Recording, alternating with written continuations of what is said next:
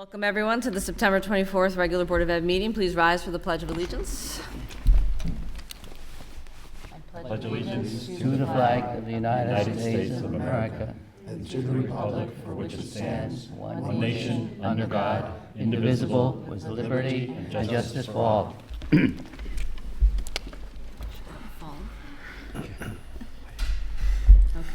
We welcome Jimmy Gallivan, the Student Council President, for updates.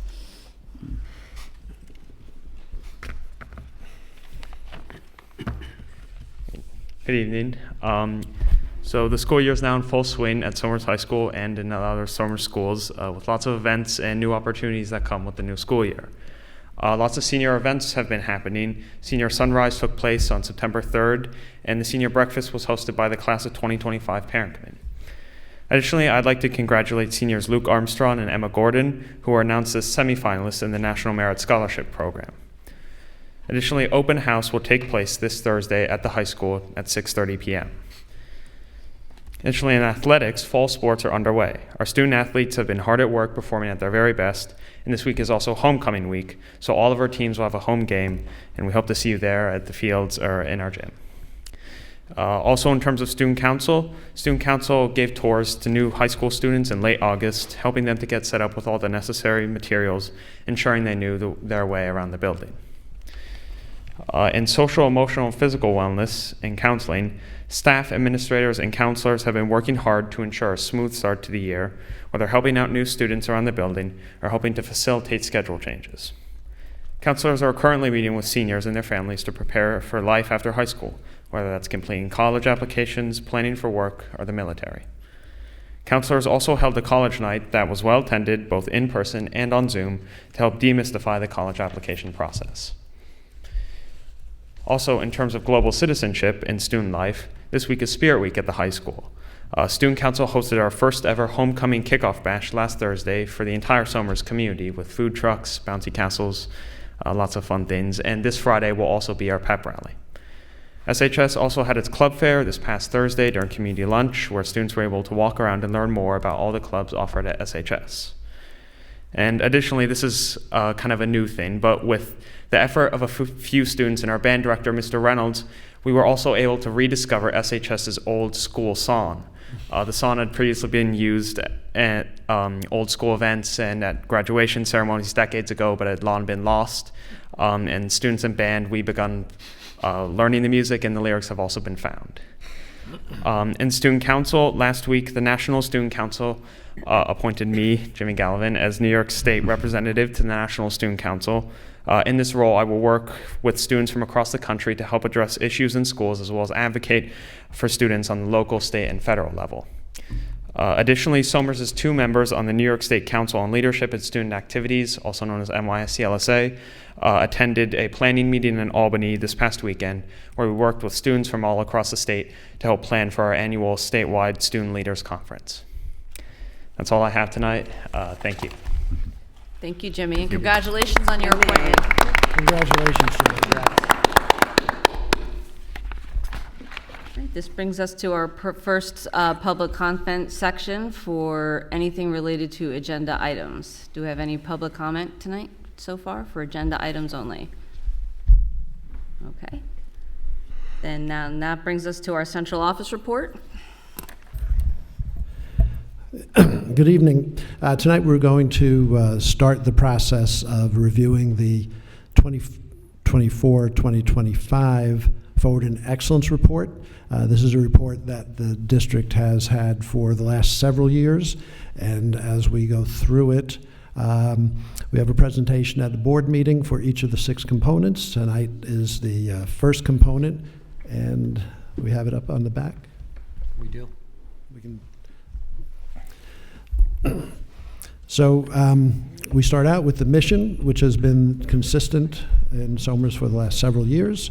Somers Central School District will ignite a passion in each student by engaging all learners at a personal level to ensure success in a global society.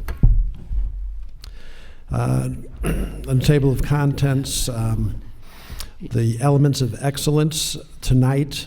We're going to be looking at the professional learning communities. The other 5 we'll talk about at Google is not as convenient. we'll talk about at board meetings going forward, and I'll announce those dates later on. Page 4, we have a message to the community that's updated. That's my message to the community as part of this report. And then a little bit about the report for the 24 to 25 school year. Different times during the year, the data and information about the individual elements will be presented to the community at the board meetings. Tonight, we have the first one on professional learning communities, and then after this presentation, it will be updated on the website, and the community can follow it as the report moves forward. The second one will be social, emotional, and physical wellness, and that will be presented on October 22nd at that board meeting. 21st century skills, knowledge and skills will be presented at the November 12th board meeting. And then we kind of take a break from the elements of excellence for December, January, and February, so Mr. Platania can present budget components, and we'll focus on that over those 3 months. Then in March, the March 11th board meeting, we will look at global citizenship.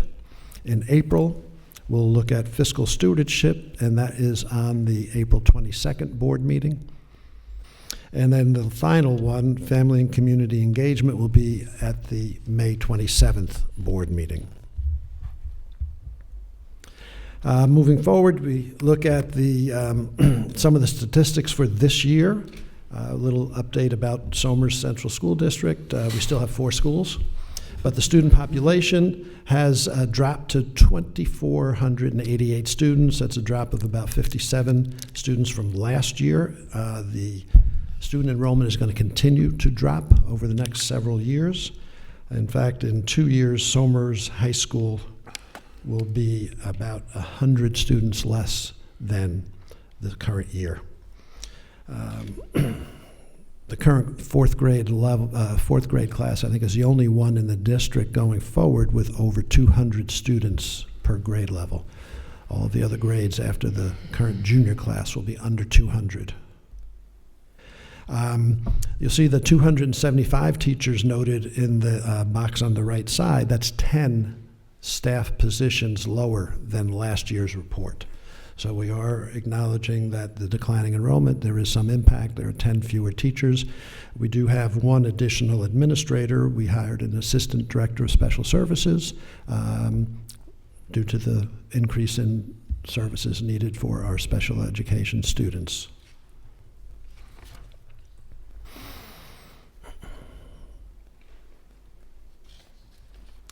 The demographics have not changed dramatically. This past year, over the past few years, there have been some changes, and the bars indicate that. The building enrollment, as you see at the bottom of the page, over a 6-year period, shows the district in the 2018-19 school year just under 3,000 students. We're currently under 2,500 students. We have 2,488, as you recall from the previous page.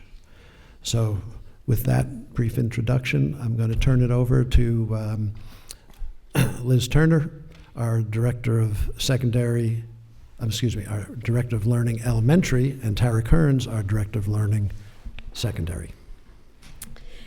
Thank you so much for your time this evening to provide some information on our professional learning communities across the district. This is a chance for us to highlight what drives our professional learning for teachers and all of our staff members, which then in turn impacts our students' growth and their progress. A reminder, I know it's hard to see on this slide, but I'll share it. There are key guiding questions that ground our professional learning work and that guide our thinking when we're planning professional learning, and that is, what do we want our students to know, to be able to do and understand? How do we know what our students know, are able to do, and can understand? What do we do when students don't know or aren't able to do yet or aren't understanding yet? And what do we do when they already know and they're able to do and understand. So it's those key guiding questions combined with student performance data and feedback from our different stakeholder groups that help us design targeted professional learning, both on broad topics and narrow topics as needed. Partnering with me this year in the Learning Office is Ms. Tara Kearns, our new Director of Learning Secondary. Tara brings a wealth of experiences in designing and targeting professional learning for teachers and staff at the secondary level, and she's been a wonderful addition to the central office team. And she's going to share a bit more now about what drives our different professional learning opportunities. I want to thank Liz for the warm welcome and also making me feel a little bit like a giraffe with the mic adjustments we're going to have to do back and forth a little bit. Thank you and good evening, everybody. So as you can see illustrated on our next slide here in our diagram, our professional learning communities serve as foundational supports for student success through personalized learning that focuses on the whole child. And our community of professional learners engages in multiple opportunities for professional growth each year. These include PLC days, faculty meetings, peer-facilitated workshops, and conferences. And last year, you can see the average number of in-house professional learning hours, so in other words, learning opportunities that were offered here in Somers, was 23 hours per teacher, and that doesn't include outside opportunities that teachers and other staff members may have pursued. If you see on our next slide, the Learning Office's approach to professional learning is one that focuses on teacher voice and choice. So our teachers are responsive to the needs of their students, and we are committed to being responsive to the needs of teachers so that they can support their students and advance their success. Teacher surveys and focus groups, along with student focus groups and, of course, student learning data, are vital as we aim to provide professional learning opportunities that are aligned to both the state standards and to our district mission, vision, and collective commitments. So next I'm going to turn it back over to Liz to talk a little bit about this past summer's learning experiences. So it's those various feedback channels that Tara was just sharing. And through that, we learned those key areas in which we needed to provide large group professional learning as well as smaller targeted sessions over last school year. Some of the topics that we focused on last year continue to be important this school year as well and continue. So there's areas where we continue to allot resources. There's continued learning on the IB framework in the middle years program for 6 through 10. We also began a partnership with PLC Associates last year, examining best practices in literacy instruction, grades K through 8. And we're in phase 2 of that partnership now. This year looking at supporting both Tier 1 classroom and more specialized Tier 2 supports as well. We're also expanding our work on the multi-tiered system of support structures, or MTSS, as you hear the letters, and that's K through 12. We made really great strides last year with our K through 8 AIS service provider team in this area, examining the different structures that we have across the district and what children are provided with. This year there's a focus really at that Tier 1 classroom level and how all teachers can contribute to the differentiation and the progress monitoring of students and kind of having that prevention before intervention mindset. We also look forward to building on the in-service offerings, picking up from last year. The in-service offerings are courses designed by teachers for teachers on important topics. Some of the current topics include evidence-based grading, executive functioning, technology integration, literacy topics, so all very pertinent to the work that is pushing our students' progress forward. So for each summer, in preparation for the new school year, we hold a K through 12 teacher leadership summit that kicks off right here in the Somers Library. middle school library, I should say. And the purpose of the summit is to engage with broad topics that impact all grade levels and departments, and that also connect to the district and the building success plans for the year. So this August, we held a great summit. It was on the topic of K through 12 MTSS structures and how those structures support whole child learning, both for academic and social emotional aspects of learning. PLC Associates joined us to kick off that work and helped us facilitate the conversations at that summit day. And participants had the opportunity to reflect on their personal roles as teachers and as teacher leaders, and how the MTSS structures influence the whole school experience for everyone, from students to teachers to staff to families, everyone that interacts with the school. In our feedback survey on the summit experience, the participants felt that the learning effectively met the goals of the summit. Those who participated also appreciated the opportunity to collectively reflect on that vision for MTSS for our district as that work will continue throughout the year. So that summit was a great kickoff to our continued work on MTSS, and we will do that work at each building this year. We also had many faculty members participate in curriculum projects this summer. There were 53 different projects across our schools involving many subject areas and different instructional topics, including literacy, world language, differentiation to support students, NYP work, embedded honors, special education projects. There was Tusker 101 course planning at the high school, school counseling planning, evidence-based grading, work on digital fluency, which we know is so important for our students, work in all areas of the arts, and work in executive functioning. So it really spanned a wide range of topics, subject areas, and departments. So that was great work that was accomplished. And Tara's going to tell a little bit more about some of the other summer opportunities as well.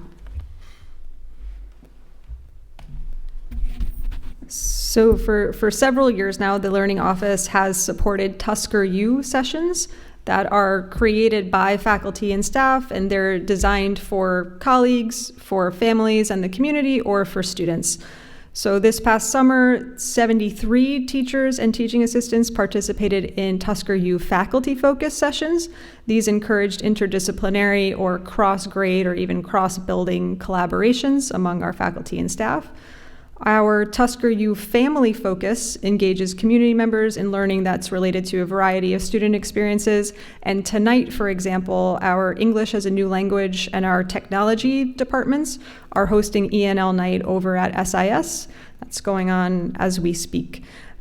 So finally, our students also have the opportunity for some fun summer learning through Tusker U. And this past summer, 107 students participated in activities such as summer math camps, mindfulness sessions, science olympiad, coding practices, and more. And what you've seen here tonight in this presentation are just some of the ways in which our professional learning communities engage in these experiences that drive our district and our students forward in excellence. And so we thank you for your time tonight.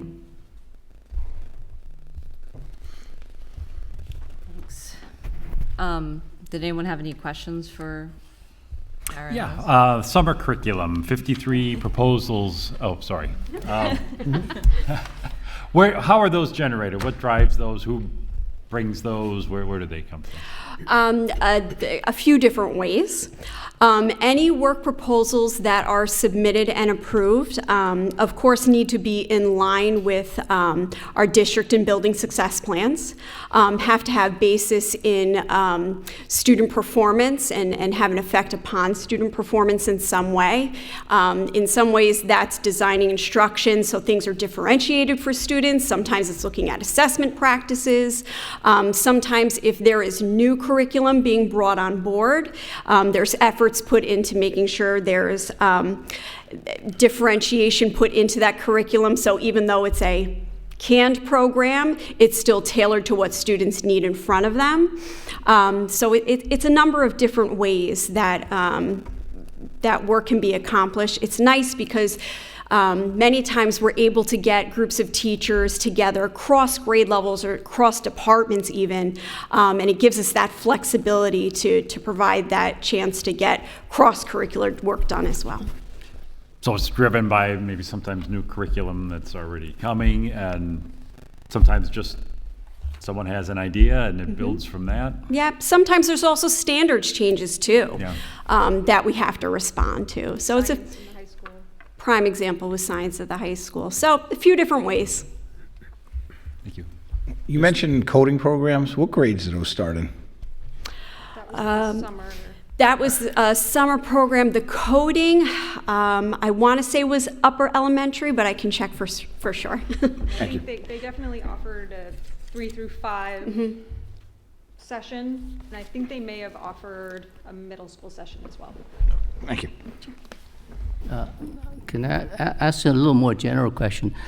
How does the professional learning directly impacted student performance? Are there some real concrete parameters that you could sort of highlight? Yeah, so every year we put together SMART goals for each building to help focus on student improvement.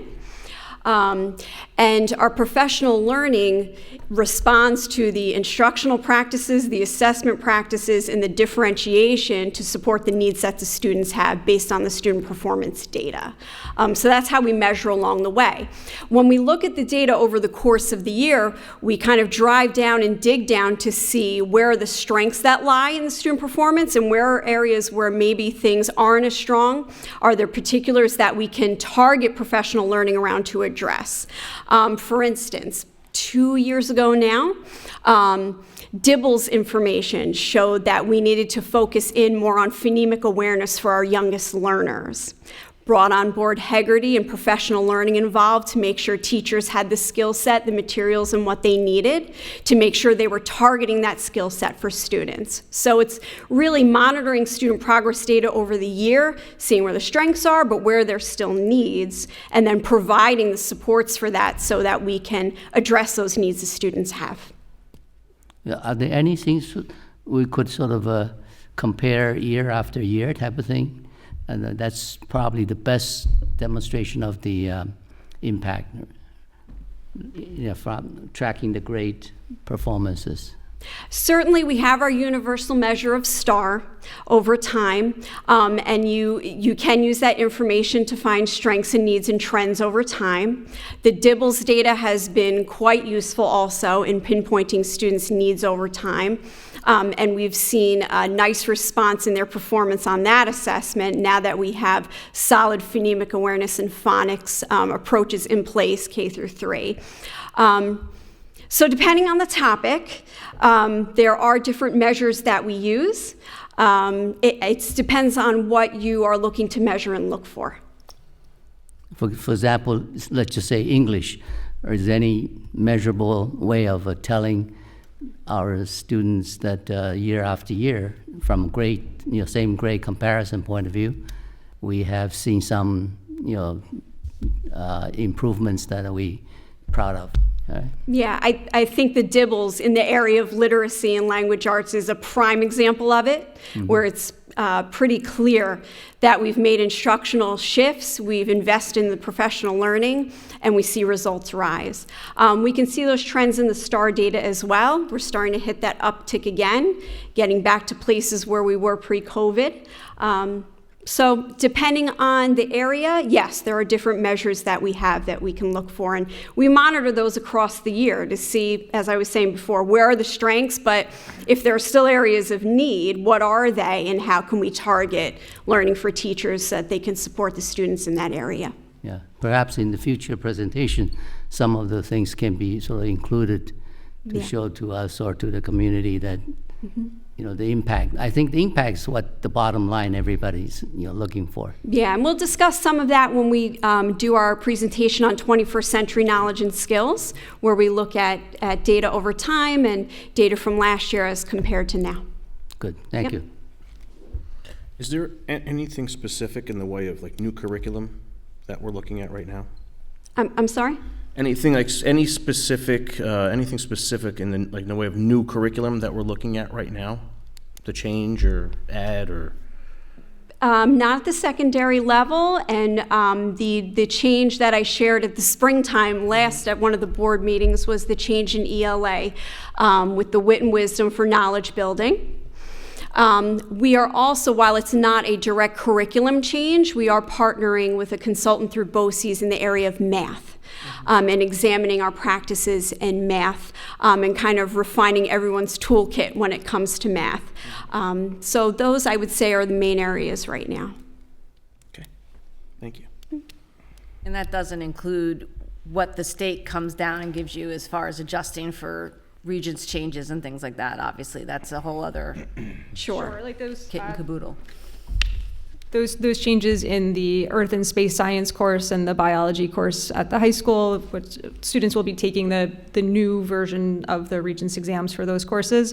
Those are not coming with a new curriculum per se, but there are new standards that are similar to the old standards that have just, teachers are working together to design instruction and change some of the instructional methods to better serve those standards, but that doesn't mean a new curriculum. Right. Do you find that standards are changing like every year? They're changing that frequently, or how does that work? It's frequent. I wouldn't say it's every year, but I would say from when we had a Common Core standards change was around 2013, when we were making a lot of curriculum adjustments. That was even before I was at Somers yet, till now to the next generation standards, which was over the past couple of years. So there is a bit of time in between. But when you're getting used to instructional approaches, curriculum use, it can feel faster than that from a teacher's perspective in interacting with kids each day. Yeah, another question. On your data, this average in-house professional learning hours, the 23, how is that sort of measured? Is that just the official sponsored activities, or? Yes, that's participation that we look at. That includes everything from faculty meetings, professional learning days, in-service courses that are teacher-led for their peers. It's a combination of that. So on average, we create an average off of that. So it's about 23 hours per teacher of just Somers-related professional learning experiences that they're involved in. Is it fair to say in actual hours, the teacher that really spend in sort of professional learning is much more than these hours? It is, because in addition to that, there may be days where grade levels, departments, teams are coming together to either examine curriculum, make adjustments, respond and discuss student work. So there is additional work. That, at least by measuring the faculty meetings, the professional learning days, and the in-service, that's the most concrete measure we can give you. But of course, yes, there is more work going on than that. I see. Yeah. Any other activities like attending the teacher center training courses on are not included in this kind of a tabulation? Others, yes. There's graduate courses, workshops through BOCES as our regional partner. There's quite a lot of different opportunities from universities. Another big example last year, we had many teachers involved in the SUNY New Paltz micro-credential work for the science of reading, which that in itself was 35 hours. So it can fluctuate year to year, depending on focus, depending on offerings. So we decided, let's pick something that's concrete that we can measure year to year and give really accurate information on. This good information also correlates what, of course, the school, budget investment, related to.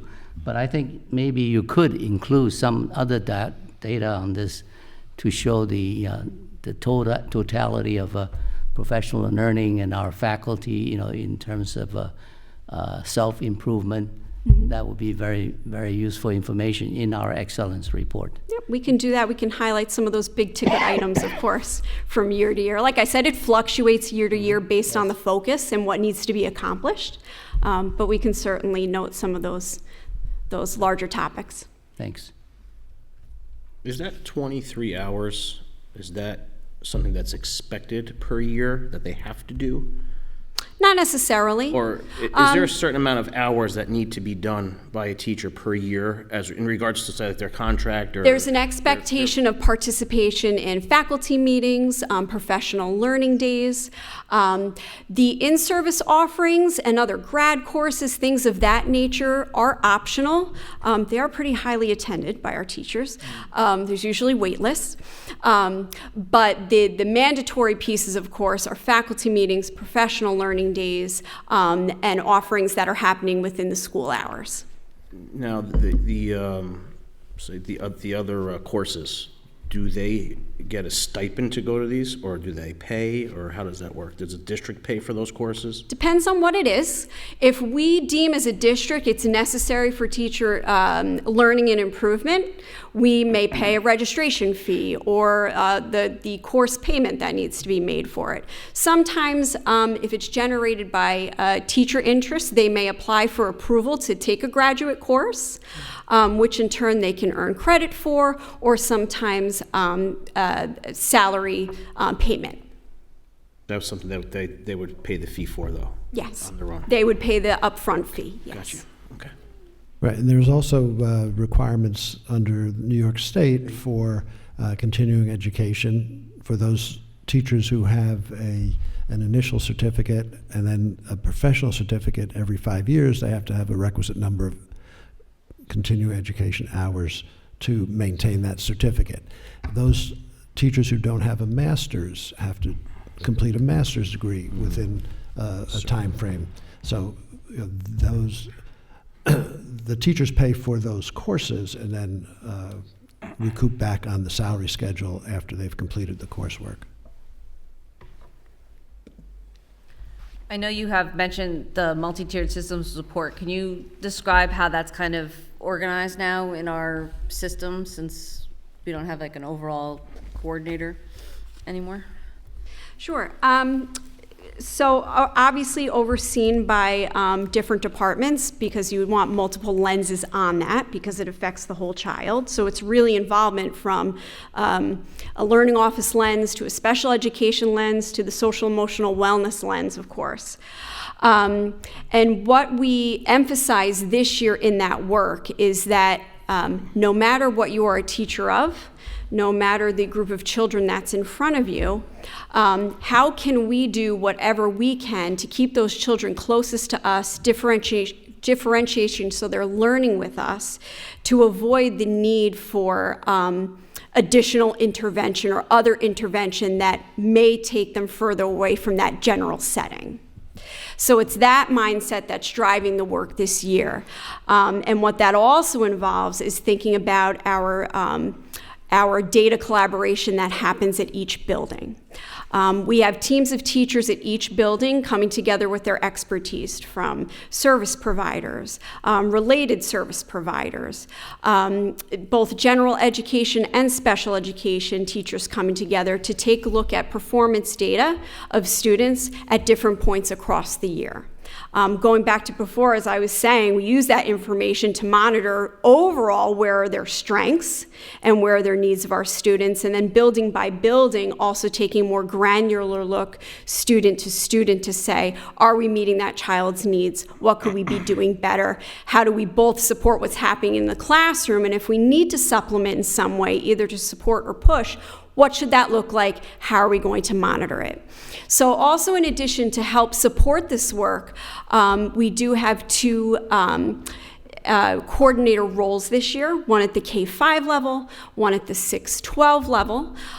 These are not released positions, these are stipended positions, and that is to assist both the building principals at each building as well as those data collaboration teams in looking at our universal screening measures through STAR, looking at DIBELS information, looking at information that we receive through IXL, all different measures to say, what are the trends that we're noticing? How can we partner with the building principals to plan for conversations that need to happen to support students? And then what are the best methods to get teachers talking about that information and helping each other so that then they're making instructional decisions changes, adjustments to meet the needs of those students. So we do have those stipend and roles that are also assisting in that work this year. Great, thank you. It sounds like you guys are really reviewing data in order to make all of these decisions, so. Does anyone have any other questions? Okay. Thank you very much. Thank you. Thank you. Thank you. Okay.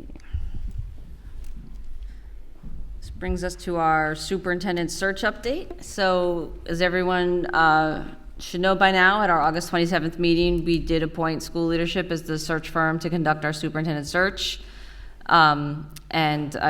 This was the first in a step in a very lengthy and deliberate process for the board to undertake this year. Tomorrow night, we are going to be meeting with school leadership as a board in a planning executive session.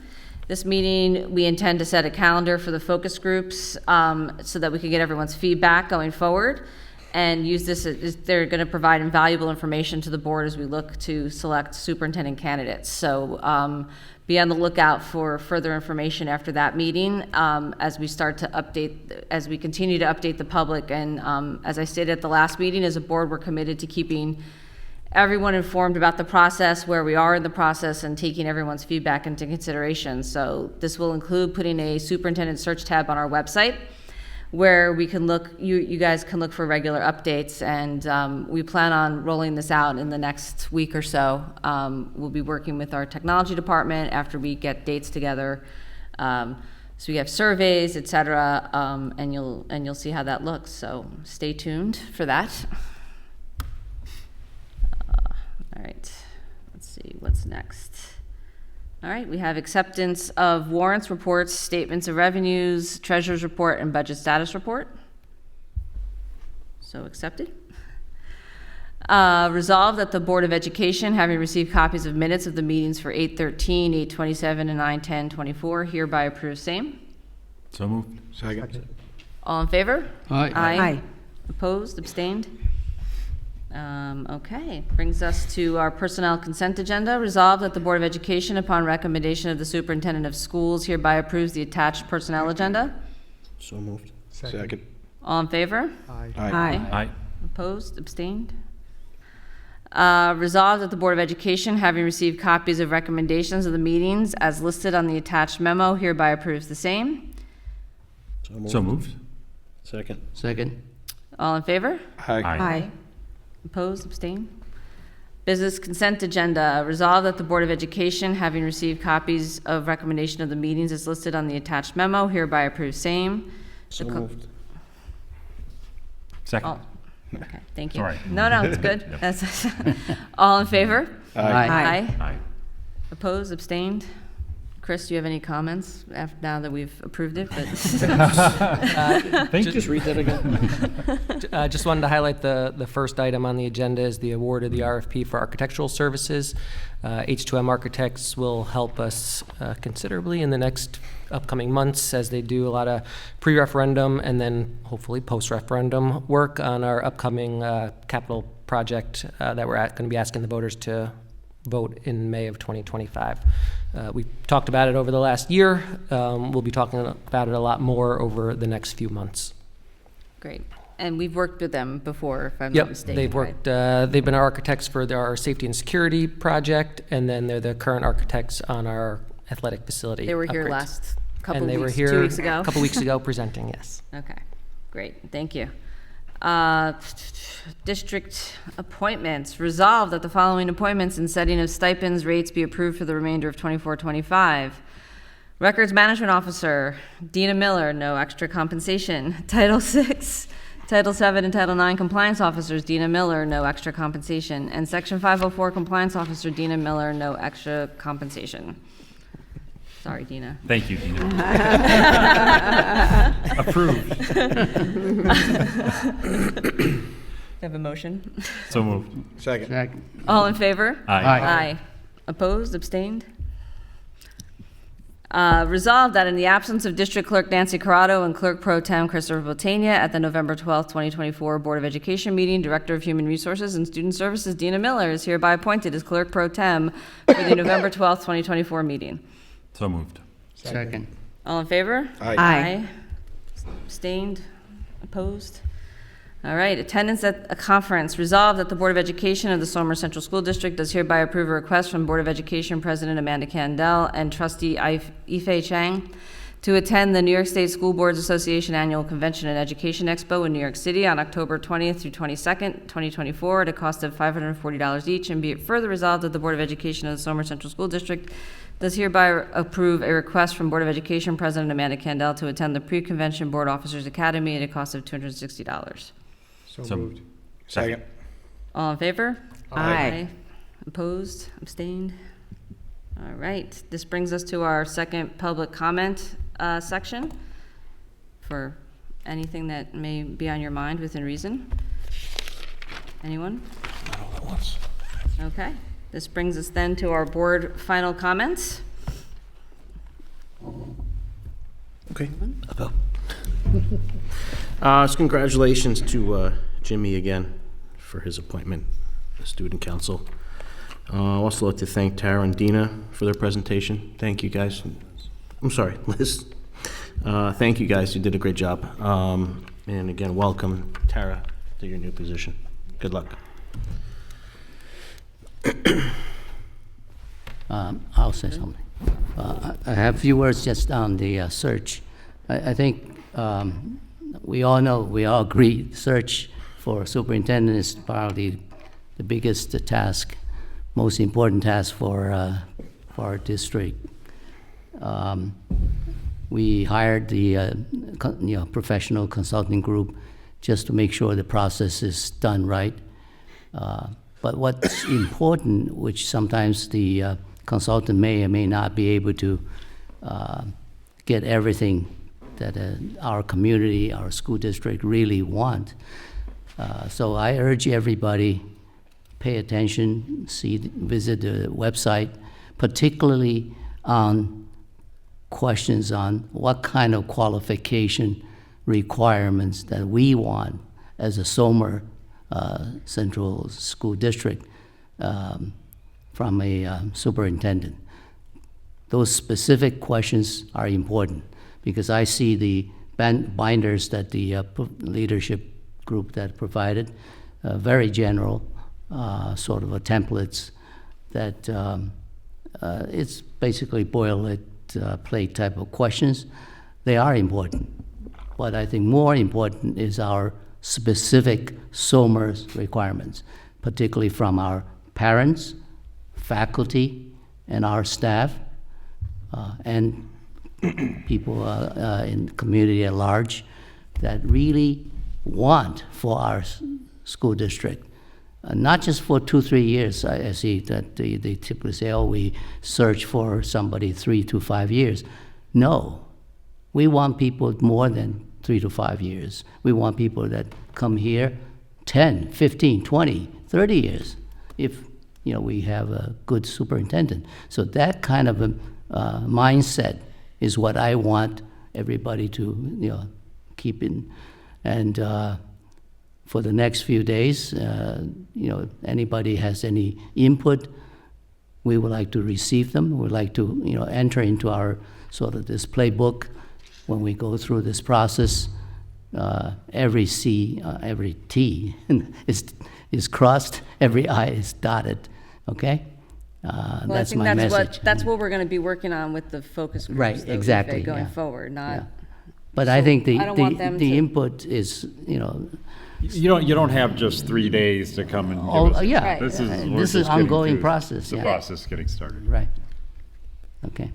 Yeah, I just wanted to put Ife saying, the surveys and town hall meetings are going to be coming out, so please attend those and put your input in as those come out.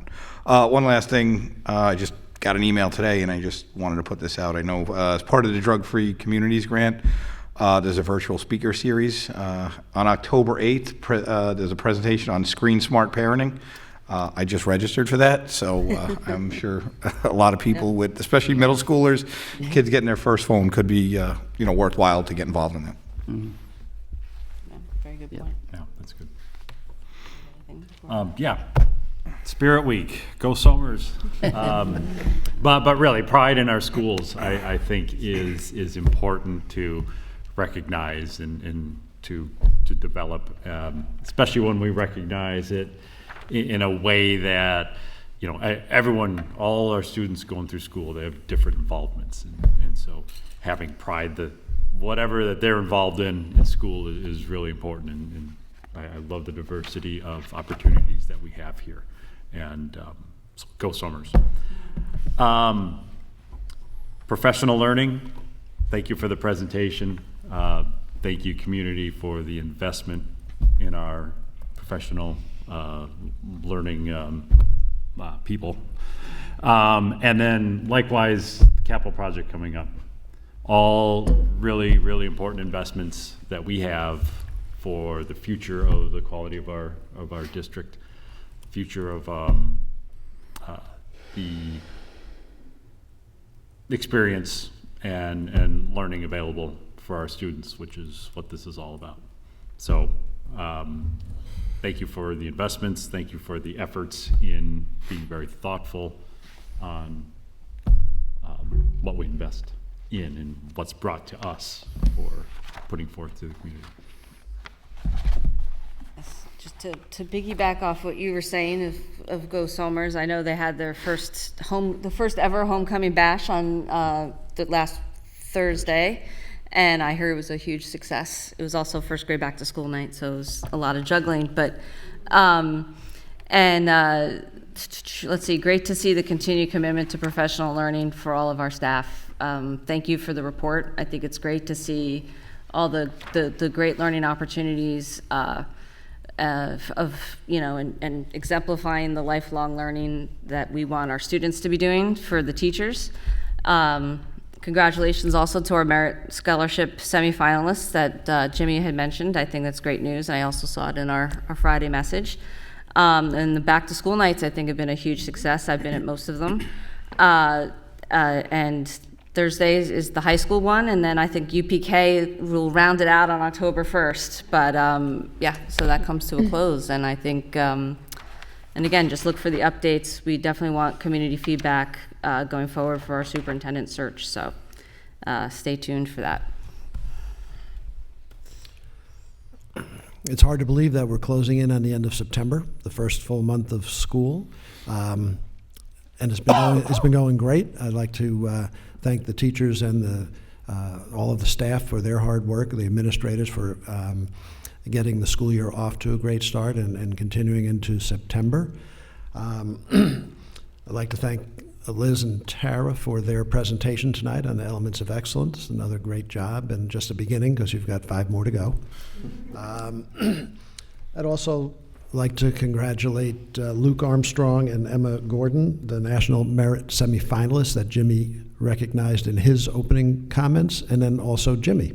That's quite an accomplishment as a junior at Somers High School to be named to a national student council board, and the work that he's going to be doing with that group is really going to be an excellent opportunity for him, but also a recognition for Somers and the students' hard work at Somers High School.